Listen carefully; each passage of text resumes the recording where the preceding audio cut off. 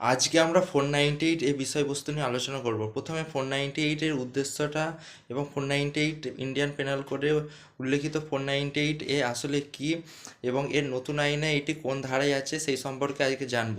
প্রথমে এর উদ্দেশ্য সম্পর্কে জানি। 498 এ হলো কোনো বিবাহিত মহিলা তার স্বামী বা শ্বশুরবাড়ির কোনো আত্মীয়ের থেকে নির্যাতন বা নিষ্ঠুরতা থেকে বিবাহিত মহিলাটিকে রক্ষা করে। এবার এখানে আমি কীরকম নিষ্ঠুরতা বা নির্যাতনের কথা বলছি। এখানে যে কোনো প্রকার শারীরিক নির্যাতন, যে কোনো প্রকার মানসিক নির্যাতন বা বিবাহিত মহিলাটিকে কোনো পণের জন্য প্রেশার দেওয়া বা চাপ দেওয়া যে তাকে তার বাড়ি থেকে পণ আনতে হবে। এছাড়া কোনো তাকে সুসাইড কমিট করার জন্য তাকে প্রেশার দেওয়া বা কোনো হুমকি দেওয়া, এগুলি হলো 498 এর মধ্যে পড়ে। এগুলি নিষ্ঠুরতা বা নির্যাতনের মধ্যে পড়ে। 498 এর ফলে অনেক মহিলা, সত্যি সত্যি হাজার হাজার মহিলা বর্তমানে অনেক সুরক্ষার কবচ হিসাবে ব্যবহার করছে। অনেক অনেক মহিলা এটিকে অস্ত্র হিসাবে ব্যবহার করছে তার সুরক্ষা পাওয়ার জন্য, তার শ্বশুরবাড়িতে প্রোটেকশন পাওয়ার জন্য। এটি অনেকটা তাদেরকে সুবিধা দিচ্ছে।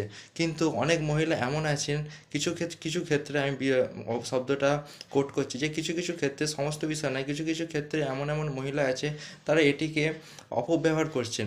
সরকার বা ভারতীয় আইন তাদেরকে সুবিধা দিয়েছে তাদের প্রোটেকশনের জন্য, কিন্তু অনেক অনেক মহিলা এই আইনটিকে অপব্যবহার করছে।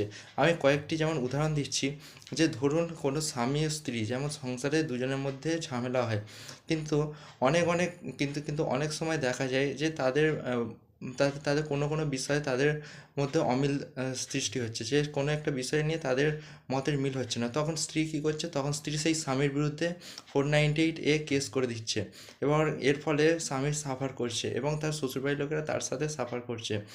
এবার আবার আরেকটা কেস বলি, যে শ্বশুরবাড়ির লোকেরা, যেমন ধরুন শ্বশুরবাড়িতে কারা কারা থাকে, যেমন শ্বশুর, শাশুড়ি, ননদ, দেওর, এছাড়া এমন কোনো দূরের সম্পর্কে আত্মীয়, তাদেরকেও এই 498 এর কেসেতে আনছে, যারা হয়তো সেই একই বাড়িতে বা একই ছাদের তলায় থাকে না, তাদেরকেও এই 498 এ কেসে তাদেরকে টানছে। এগুলি হলো 498 এর অপব্যবহার। এছাড়া কখনো কখনো ডিভোর্স বা খরপোশ পেতে বা খরপোশে অ্যামাউন্ট বাড়ানোর জন্য স্বামীকে প্রেশার দেয় স্ত্রী, যে যদি না স্বামী খরপোশ বাড়ায় বা খরপোশ যদি না দেয় ডিভোর্সের পর, তাহলে এই 498 কেস করে দেবে। এর ফলে স্বামীরা ভয় পাচ্ছে এবং শ্বশুরবাড়ির লোকেরাও তার প্রেশারের ফলে, সেই প্রেশারের ফলে স্টেপ নিতে বাধ্য হচ্ছে, যে তাকে খরপোশ দিয়ে তারপর তাকে খরপোশ দিচ্ছে সেই ডিভোর্সের পর। এবার বা হয়তো কোনো লিমিট পেরিয়ে গেছে খরপোশ দেওয়ার, যে একটা অ্যাকচুয়াল লিমিট পর পর এবার স্ত্রীকে আর খরপোশ দিতে লাগবে না, কিন্তু তারপরেও সেই প্রেশারের চাপে হয়তো স্বামীর খরপোশ দিচ্ছে। এগুলি হলো 498 এর অপব্যবহার হচ্ছে। এর ফলে অনেক শ্বশুরবাড়ি বা তাদের বা কোনো বিবাহিত মহিলার স্বামী এর ফলে অনেক সাফার করছে। এটি হলো এর অপব্যবহার। কিন্তু অনেক অনেক মহিলা, কিন্তু সত্যি সত্যি আজও হাজার হাজার মহিলা এর ফলে তারা এটাকে সুরক্ষা কবচ হিসেবে ব্যবহার করছে। সুতরাং আদালত কি বলছে, যে 498 এ কেস, এখন যেহেতু অনেক অনেক ফলস কেস আসছে, অনেক অনেক ফেক কেস আসছে, সেহেতু আদালত কি বলছে, যদি কোনো 498 এ কেস আসে, যদি কোনো 498 এ কেস আসে, প্রথমে পুলিশের কী কর্তব্য, প্রথমে পুলিশের দায়িত্ব হচ্ছে যে সেই কেসটিকে সত্যি কিনা সেটা যাচাই করা, সেটাকে ইনভেস্টিগেট করা। তারপর সেই কেসটিকে নিয়ে সেই কেসটিকে নিয়ে প্রসিডিওরে যাওয়া, অর্থাৎ তাকে ইনভেস্টিগেট করার পর সেই তারপর যারা সব অ্যাকিউজড আছে তাদেরকে অ্যারেস্ট করা।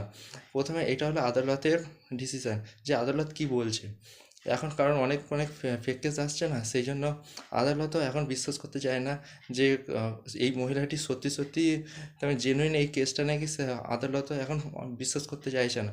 অনেক যাচাই করে তারপর আদালত সেই ডিসিশন নিচ্ছে।